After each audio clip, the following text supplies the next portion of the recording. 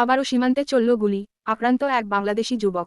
ঘটনাটি ঘটেছে দিনহাটার পঞ্চাহাজি এলাকায়। আক্রান্ত যুবকের নাম হেলাল শেখ। যুবকের বক্তব্য অনুযায়ী গতকাল বাংলাদেশের লালমনিরহাট জেলা থেকে তিনি একাই ভারতে আসেন। সেই সময় সীমান্তে প্রহরা দিচ্ছিল সীমান্ত রক্ষা বাহিনী। অভিযোগ, এই যুবক গরু পাচারের সঙ্গে যুক্ত। এই সময় গুলি চলে। আহত অবস্থায় যুবককে দিনহাটা মহকুমা হাসপাতালে ভর্তি করা হয়েছে। ঘটনার তদন্ত শুরু করেছে দিনহাটা থানার পুলিশ। আহত যুবকের মাথায় আঘাত লেগেছে বলে প্রাথমিক সূত্রে হাসপাতাল জানিয়েছে। তার চিকিৎসা চলছে। তার বক্তব্য অনুযায়ী তিনি তার শ্বশুরবাড়িতে এসেছিলেন, কিন্তু গরু পাচারের অভিযোগ অস্বীকার করেছে অভিযুক্ত যুবক।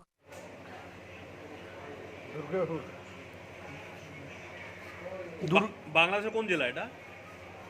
লালমনিরহাট জেলা। লালমনিরহাট জেলা। কালকে কখন এসেছিলেন? রায় 11টা কি 10:30 বাজে। ভারতের কোথায় এসেছিলেন আপনি? বদলাপুরের উদ্দেশ্যে আসছিল। বন্দাগুড়া এসেছিলেন। কেন আসছিলেন? ওই স্যার ওই যে দারু দিতে।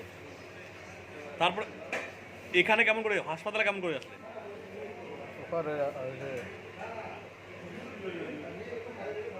ওই জায়গা পার হইতে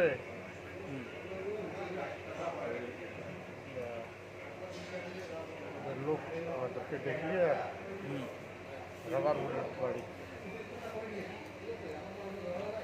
হাসপাতালে আপনাকে কে নিয়ে আসছে? ওই ছাড়ে দাঁড়িয়ে বিএসএফ নিয়ে এসছে? কি নাম আপনার? ভগবান হেলাল হোসেন।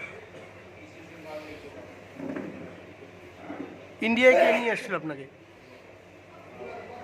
ভারতে কেমন করে আসছেন? নিজে নিজে আসছেন না কেমন করে আসছেন? হ্যাঁ ঠিক আছে। এর আগেও কি ভারতে আসছেন? এর আগে একদিন আসছিল। কি করেন আপনি?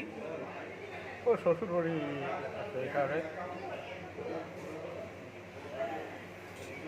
কাল রাত্রিবেলা গরু পার হচ্ছিল কি ওখানে?